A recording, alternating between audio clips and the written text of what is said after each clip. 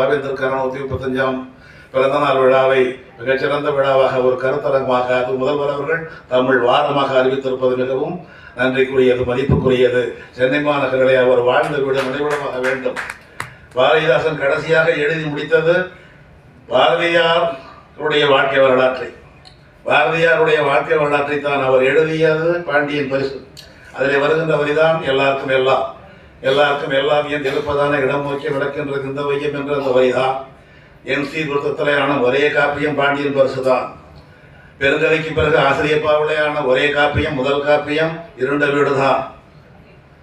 நலவெண்பாவுக்கு பிறகு வெண்பாவாளையான காப்பியம் மணிமேகலை வெண்பாதான். எத்தனையோ சிறப்புகளை பெற்ற அந்த பாரதிதாசன் பாண்டியன் பரிசை படமாக எடுப்பதற்காகத்தான் புதுவையிலே இருந்து சென்னை வந்தார். அது வெற்றி பெறவில்லை.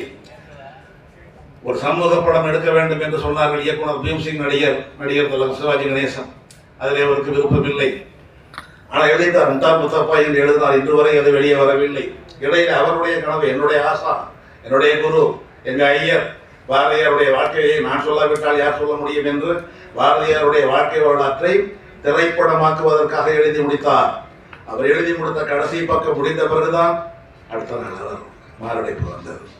இந்த மருத்துவமனையிலே தான் சென்னை நிலை சென்ற நிலையத்துக்கு ஏற்றாற்போல் இருக்கிற அந்த மருத்துவமனையில தான் சேர்க்கப்பட்ட பாரதிதாசன் கிடத்தப்பட்டிருந்தது நடைபாதையில்.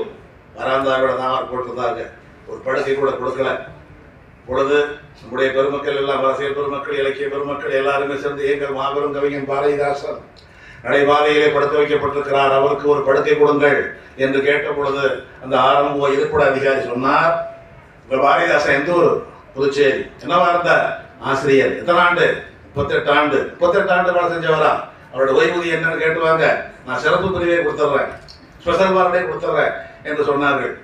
வந்து கேட்டார்கள் பாவேந்தர் இடத்துல, ஐயா உங்க ஓய்வூதியம் என்ன? 80 ரூபா. ஓடி போனார்கள். யார் யார் என்ற பேரெல்லாம் வேண்டாம், நேரம் இல்லை. ஆனால் அத்தனை பேர் முக்கியமானவர்கள். ஓடி போய் சொன்னார்கள் அந்த இருப்பிட அதிகாரிடம், ஆரம்பம் எங்க பாரதிதாசன் வாங்குற ஓய்வூதியம் பென்ஷன் 80 ரூபா. 80 ரூபாயா? 38 ஆண்டு ஆசிரியர் பணியாற்றியவர் வாங்குவது 80 ரூபாயா? 100 ரூபாய் வாங்கினால் தான் சிறப்பு பிரிவு கொடுக்க முடியும், ஸ்பெஷல் வார்டு கொடுக்க முடியும், வேணா ஒரு கட்டில் போட்டு கொடுக்குறேன் என்று அவரை 80 ரூபா வாங்குவதற்கான காரணம் என்ன என்று மறுபடியும் உடனடி வந்து கேட்டார்கள். என்ன நீங்க எத்தனை ஆண்டு பணியாற்றி 80 ரூபா தான் வாங்குறீங்களே? என்ன எங்க வேலை செய்ய விட்டான்? பிள்ளை பிறந்தேன் யாருக்காக? பெற்ற தாய்மொழி போருக்காக. உள்ளம் இருப்பதும் தோல் இருப்பதும் உயிர் நிகர் தமிழ் சீருக்காக. சலுகை போனால் போகட்டும், என் அனுபவம் போனால் போகட்டும், தலைமுறை ஒரு கோடி கண்டையின் தமிழ் விடுதலை ஆகட்டும் என்று வாழ்ந்தனப்பா. அதுக்காக என்னுடைய ஊதிய உயர்வை எல்லாம் நிறுத்தி வைத்தார்கள். ஆண்டுக்கு 2 இடத்துக்கு மாற்றிக்கொண்டே